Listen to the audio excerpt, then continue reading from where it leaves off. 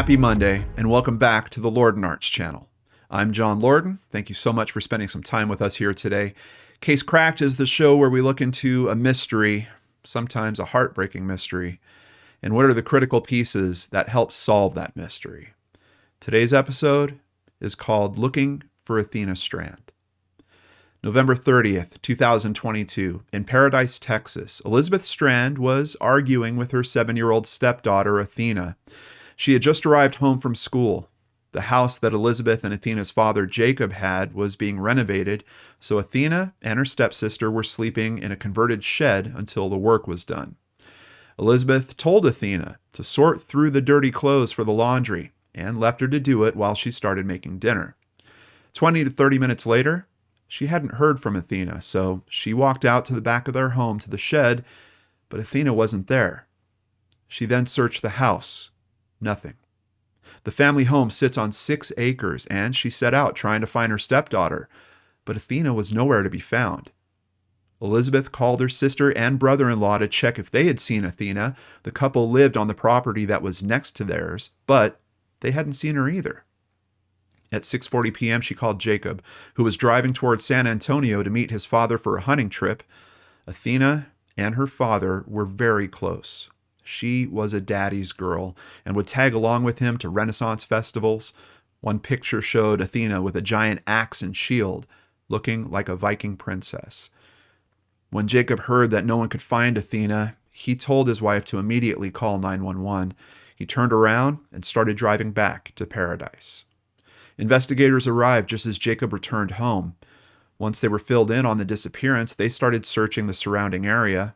Hundreds of volunteers, as well as law enforcement, searched long into the night and into the next day looking for Athena, while her family grew more and more frantic. Athena was afraid of the dark, they said. She would never have left in the dark alone. Soon, the FBI was involved, and search dogs were brought in. The dogs were only able to pick up her scent as far as 200 yards from the house, where her driveway ended. Bulletins were sent out to the public and more searches were held. Cameras in the area were checked, but investigators were almost left with no leads to follow. Almost. They had received reports that a FedEx truck had been seen in the area around the time that Athena went missing. With the help of the FBI, FedEx was contacted. Investigators learned that a delivery had been made to the Strand house, but the driver wasn't one of theirs. Instead, he was a contract driver that had been hired to deliver packages for FedEx. The authorities were told that the man was 31-year-old Tanner Lynn Horner. They were even able to offer video footage of Horner in his truck that day.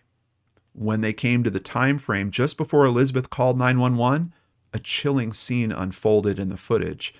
Horner is seen talking to Athena in his truck, and then he drives away with her. When Horner was questioned, the confession he gave would be heartbreaking.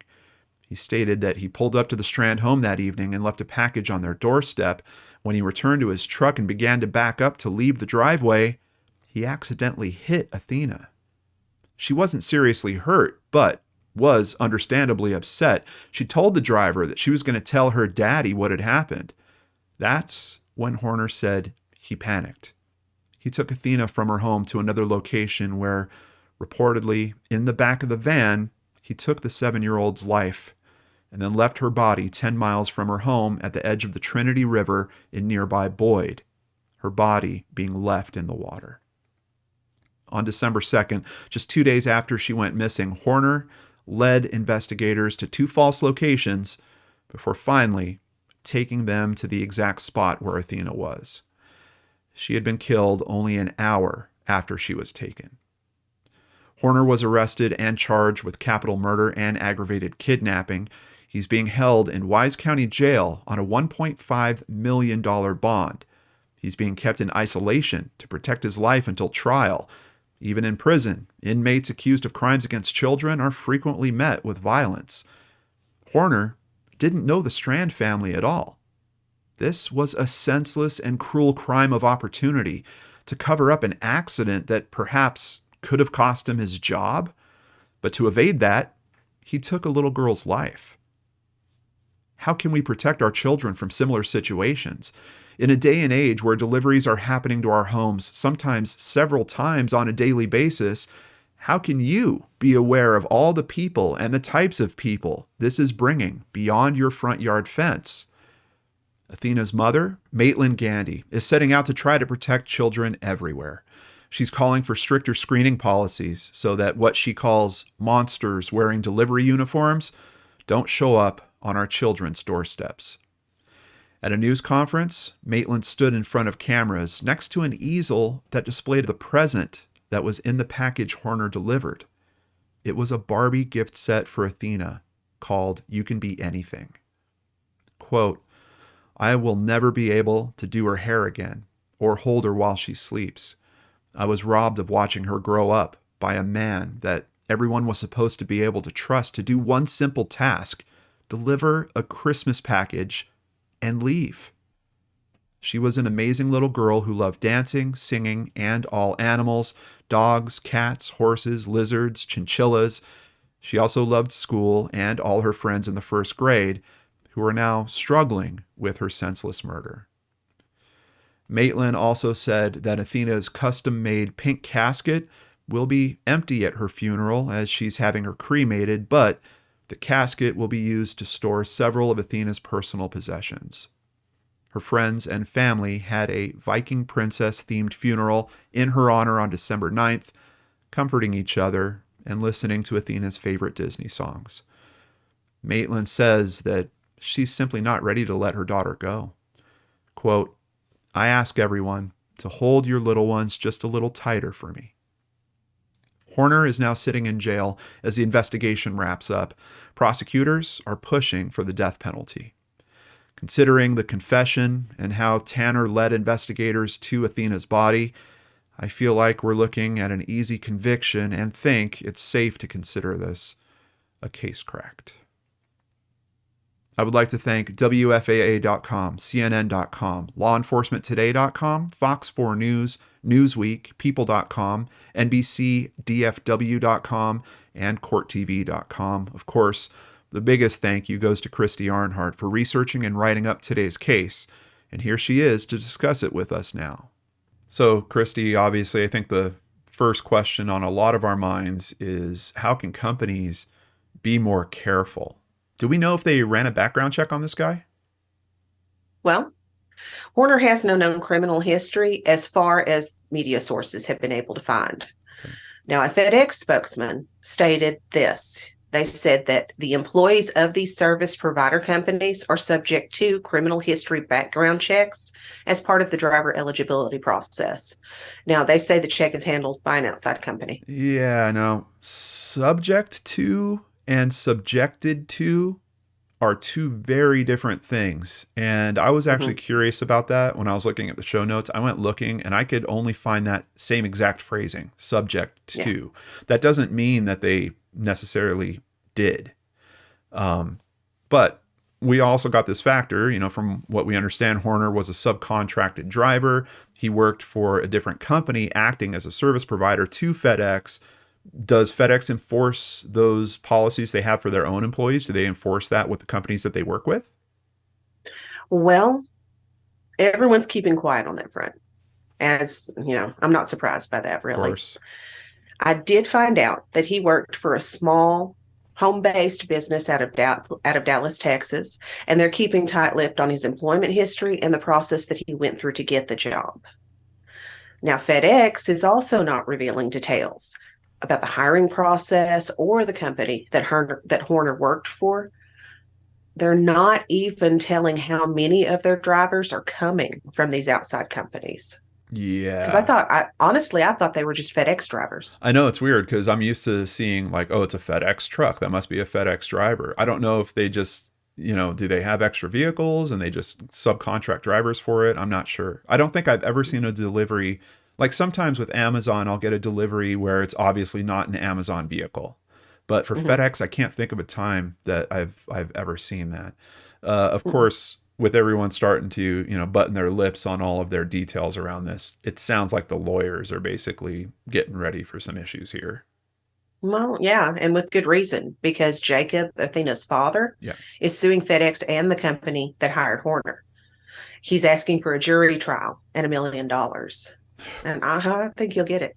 Yeah, well, I don't even think it'll go to trial. I think that they'll likely just pay him out. I mean, Oh, yeah. this is a terrible, insane case. Like it, it might be a little bit different if we're talking about a situation where the truck was backing up and she was fatally injured while the truck was in motion. Like that, but this takes things to a whole other level. Christy, I don't understand. Like, what is this guy's? What's the process going on in his head? Like, I think my first reaction would have been, first of all, is that little girl okay? Even if I determined she was okay, which it seems like for some reason he did, but it was the threat of her telling her father, I would have walked her right up to the house, found an adult, and started that conversation right then. And by the way, been enforcing the whole time, I think we should get her checked. Is Hmm. there a local emergency that we could take her to? But like in this guy's head, he's worried about losing his job, so he's going to go and end this little girl's life. Like it's I really don't understand it, and I'm very surprised that we didn't hear about a previous criminal history with this guy. No, it's what he did, how he reacted, all of it is so alien to the way that I think. I just have no idea. Yeah, yeah, the reasoning just it breaks down, and maybe we're not hearing the whole story. Like I don't know, maybe we're going to hear other elements as things progress here. Um, I I don't understand it. I saw this story developing. I was actually originally planning on covering Athena's story as a missing persons case, but of course, within a few days, we knew where she was and what happened. And we talk about this all the time on and off the air. Mhm. I struggle with cases like this because so frequently it comes back to someone either in or close to the family. The Texas Center for the Missing reported that there were 30,000 children reported missing in 2021 in Texas. Now, I realize that most of these were solved fairly quickly. They usually are. Yeah. But of those, only 4% are the result of non family abductions. Yeah. That terrifies me. Well, I mean, that you have any number, is terrible. But yeah, only 4% of those are the kind of the big fear that I think most parents have. A stranger Oh, comes into yeah. the situation and takes my child away. Hmm. 4% still of a number like 30,000, still a pretty scary number. But obviously, the stats are showing that there clearly is a trend that these are usual family or related members that are part of these abductions. So, how are the people of Texas honoring Athena? Well, first of all, her custom casket was donated by a company called Soulshine. It's the same company that donated 19 caskets to the victims of Uvalde. Oh, wow, man.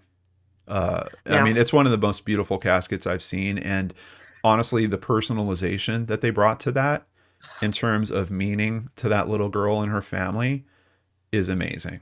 Uh, yeah, they nailed it. yeah. And then on top of that, for them to do that just out of the goodness of their hearts, like I know. there is a company to support. Yeah. Well, that's Yeah, amazing. definitely. That's amazing. Now, second, more than 20 school districts across Texas opted to wear her favorite color, pink, Mm, in honor of Athena on Monday, December 5th. Of course, that was just a few days after she was found. yeah. Yeah. Mm. Now, this past weekend, they held a Ride for Athena toy drive, and that was just to make the holidays a little brighter for children in need. Oh, nice. Nice. Well, Yeah, I'm really glad that they did something like that. yeah. Well, you know what? Maybe we should do a little something like that too. Right now, as a matter of fact, as soon as I'm done here, I'm going to go ahead and make another donation. We did one last week for Lucian's case, or I guess it's going to be almost 2 weeks ago when you guys are seeing this. I'm going to make another donation to Toys for Tots, but this time we're going to do it in Athena's name and maybe bring a little more joy to some other children in need this holiday season. So, um, Very nice. yeah, yeah. Christy, thank you so much for all your hard work on this. I know this is not an easy case to look into, and I really appreciate how quickly you threw yourself into this work and the compassion and heart that you brought to it. So thank you so much. And thanks for an amazing year. This is the last case cracked for the year. A lot of good work that you did this year. I just really, really appreciate you, and thank you. Well, thank you. Of course, I've got some other people to thank right now. Thank you, PayPal supporters Amanda Beard, LS, and Jennifer Wilson. Since 2015, we've always run limited commercial ads for the benefit of the viewers and the families that we're trying to help. Obviously, we can't do that without support. If you'd like to help, please visit LordanArts.com. There you can sign up for Patreon, sign up for PayPal, buy merchandise, or even just buy us a coffee, like Ann Peters recently did. We really appreciate your support on our mission to run as few ads as possible and help as many cases as we can. Remember, you can get another LordanArts story every week on the Seriously Mysterious podcast. A new episode is coming tomorrow and every Tuesday after that. Visit SeriouslyMysterious.com and subscribe on your favorite podcatchers. While you're here, don't forget to subscribe below and hit that bell icon so you never miss an upload. Also, if you want to catch one of our weekly Secret Studio live shows, be sure to check the description box below for our new channel link, LordanArts Studio 2. We'll see you again here on the LordanArts channel.